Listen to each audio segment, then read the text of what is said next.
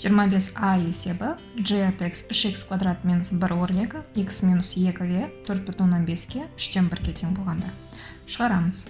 g от x 3 көбейтілген x-тің орнына бірінші минус 2-ні қоямыз. Минус 2-ның квадраты минус 1.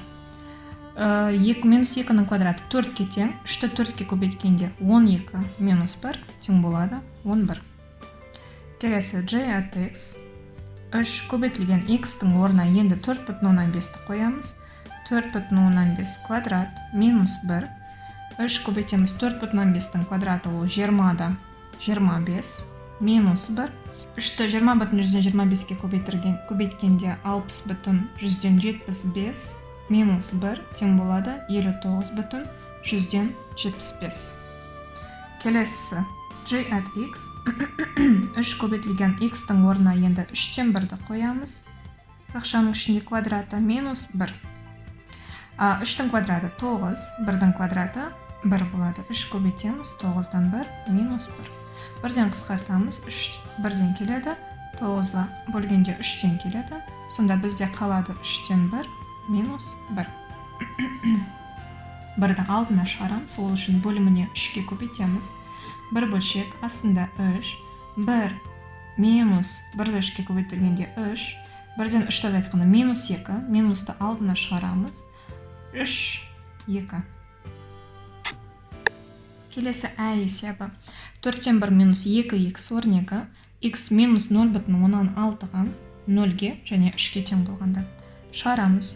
g от x 4-тен 1 минус 2 көбейтеміз x-тің орнына минус 0,16-ны қоямыз бірінші. Тең болады 4-тен 1 минус 2-ні минус 0,16-ға көбейткенде плюс 1,2. 1-ді 4-ке бөліп жібереміз 0,125 плюс 1,2 тең болады 1,145. Келесі g от x 4-тен 1 минус 2-ның x-тің орнына енді 0-ді қоямыз. 2 көбейтілген 0. Санды 0-ге көбейтілгенде 0 болады. Сонда бізде 4-тен 1 қалады. Келесі g от x 4-тен 1 минус 2 көбейтілген x-тің орнына 3-ті қоямыз. Сонда 4-тен 1 минус 6. 6-ны бөліміне шығарып жібереміз. 6-ны 4-ке көбейтеміз. Сонда бөлігінде 4. 1 минус 4 алдым 24. 1-ден минус 24-ті азайтырғанда минус 23. Минусты алдына шығарып жібереміз. Бөлігінде 23. Келесі b есебі. Бұл жерде 6 бөлінген x плюс 1 плюс 3, x минус 5-ге, 0-ге және 3-тен 1-ге тең болғанда.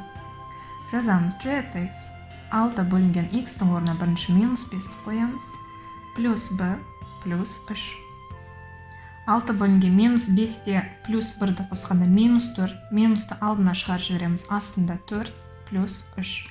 6 мен 4-ті қысқартамыз. Бұнда 3-ке келеді, бұнда 2-ке келеді.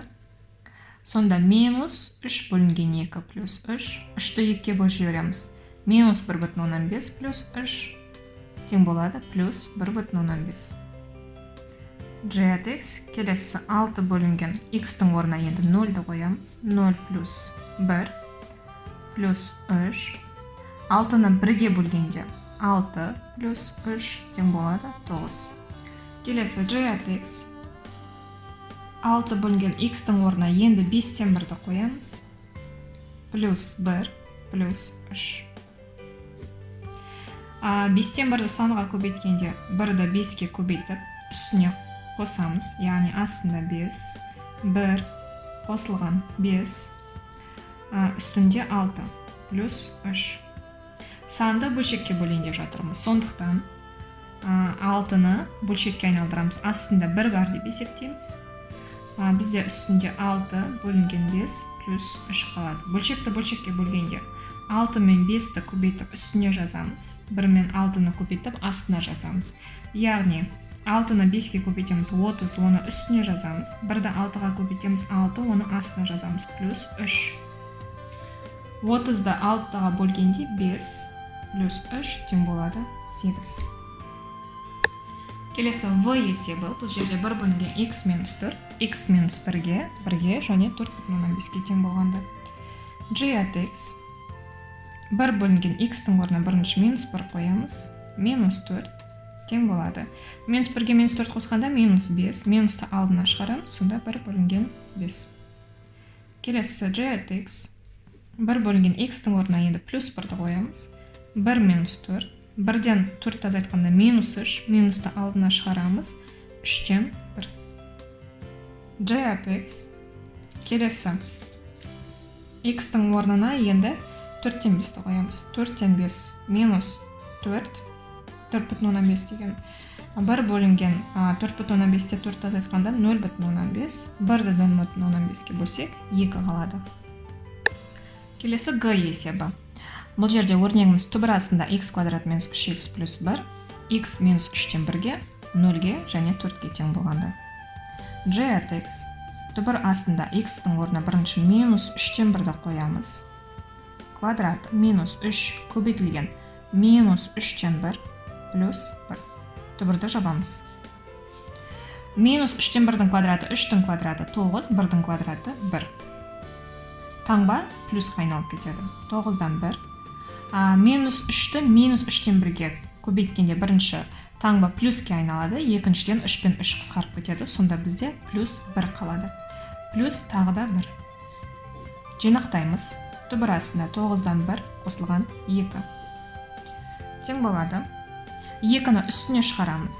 Ол үшін астында 9, 2-ні 9-ға көбейтіп үстіне қосамыз. Яғни 1 қосылған 2 9-ым 18. Сонда түбір астында 9, үстінде 19. Түбірден шығарамыз. 9-дың түбірі 3, 19-дың түбірі жоқ, сондықтан оны түбір астында қалдырамыз. Келесі g от x. Түбір астында x-тің орнына енді 0-ді қоямыз. 0-дің квадраты минус 3 көбейтілген 0 плюс 1. 0-дің квадраты 0, 3-ті 0-ге көбейткенде 0. Түбір астында 1 қалады, 1-дің түбірі 1. g от x. Түбір астында енді x-тің орнына 4-ті қоямыз. 4-тің квадраты минус 3 көбейтілген 4 плюс 1. 4-тің квадраты 16, минус 3-ті 4-ке көбейтілгенде 12 плюс 1. 16-тан 12-ні азайтқанда 4, 4-ке 1 қосқанда 5. 5-тің түбірі жоқ, сондықтан түбір астында қала береді. Келесі соңғы g есебіміз 3 минус косинус x бөлінген 2, x 0-ге, пи бөлінген 3-ге және минус пиге тең болғанда. g от x тең болады 3 минус косинус x-тің орнына бірінші 0-ді қоямыз. 0 бөлінген 2. 3 минус 0-ді 2-ке бөлгенде 0, косинус 0-де 1-ге тең. Сонда 3 минус 1, 2 болады. Келесі g от x. 3 минус косинус x-тің орнына енді пи бөлінген 3-ті қоямыз. Пи бөлінген 3 бөлінген 2. Бұл жерде бөлшекті санға бөліп жатырмыз, сондықтан 2-нің астында 1 бар деп есептейміз. 3 минус бөлшекті бөлшекке бөлгенде пиді 1-ге көбейтіп үстіне қоямыз. 3-ті 2-ке көбейтіп астына жазамыз. Яғни косинус пиді 1-ге көбейтіп үстіне жазамыз пи. 3-ті 2-ке көбейтіп астына жазамыз 6. 3 минус косинус пи бөлінген 6-да түбір асты 3 бөлінген 2-ге тең. 3-ті алдына шығарамыз, ол үшін оны 2-ге көбейтеміз. Астында 2, 3-ті 2-ке көбейткенде 6 минус түбір астында 3. Келесі есеп. Енді x-тің орнына минус пиді қоямыз. Сонда 3 минус косинус минус пи бөлінген 2. Минусты алдына шығарып жібереміз. Минус пи минус плюс болып кетеді. 3 плюс косинус пи бөлінген 2. Тең болады 3 плюс косинус пи бөлінген 2-де 0-ге тең. Сонда жауабы 3.